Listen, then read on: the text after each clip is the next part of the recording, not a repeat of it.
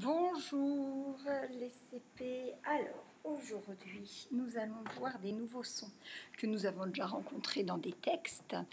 Il faut savoir que on ne les avait pas étudiés, mais vous arriviez à les lire parce que là ça fait le son ion.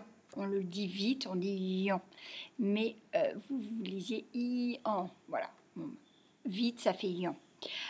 Celui-là, on l'a déjà rencontré dans très bien, ou là par exemple musicien. Donc ça c'est une difficulté française. Oui, d'habitude EN fait le même son que AN, mais là IEN ça fait le son ien. IEU ça fait le son IE et ION ça fait le son ion.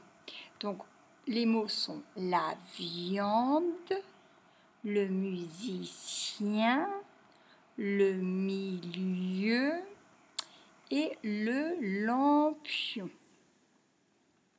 Voilà, donc on regarde cette image et on voit que ça continue l'histoire du château fort. Vous vous souvenez que Hugo est venu avec ses parents Lily et sa petite sœur visiter un château fort et bien sûr Taoki, et ils se sont déguisés en chevaliers et princesses. On voit que il y a aussi d'autres princesses et d'autres personnages, donc sûrement les acteurs qui font le spectacle déguisés en prince, chevalier ou troubadour pour faire un spectacle. Là, on voit qu'ils sont en train de manger. Donc, comme au Moyen-Âge, c'est un grand banquet avec des cochons rôtis, des poulets, des gâteaux. Voilà. Bon, il y a plein de choses à manger. Il y a aussi des musiciens. Donc, on retrouve les mots qu'il y a ici. Donc, bien sûr, il y a de la viande à manger. Il y a aussi les lampions ici. Au milieu, il y a des gens qui dansent et on voit aussi des musiciens. Voilà. Donc, on peut voir aussi ici un chien.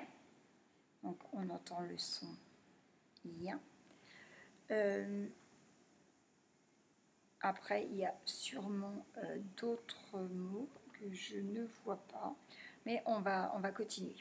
Donc, on va voir et on va dire si on entend le son ion, le son ien, le son ie ou le son ion. Donc là, c'est de la viande. Donc, c'est bien le son ion. Là, c'est un pion pour jouer sur un jeu de plateau. Donc, par exemple, un jeu de dames ou d'échecs, on utilise un pion. Donc, c'est le son ion. Ça, c'est un chien. C'est le son ien. Alors là, on a un marteau et un bâton pour enfoncer comme ça. C'est un pieu. Lieu. Ici, bien sûr, vous savez, c'est un lion. Le son lion. Un indien. Le son ien. Alors là, on a un jeune. Et là, on a un vieux. C'est le son lieu. Et là, on a un triangle. Donc là, un triangle, c'est le son ion. Voilà. Donc, on va lire les mots et on va remarquer ce qui se passe quand on passe d'un mot masculin à un mot féminin. On va dire un musicien, une musicienne,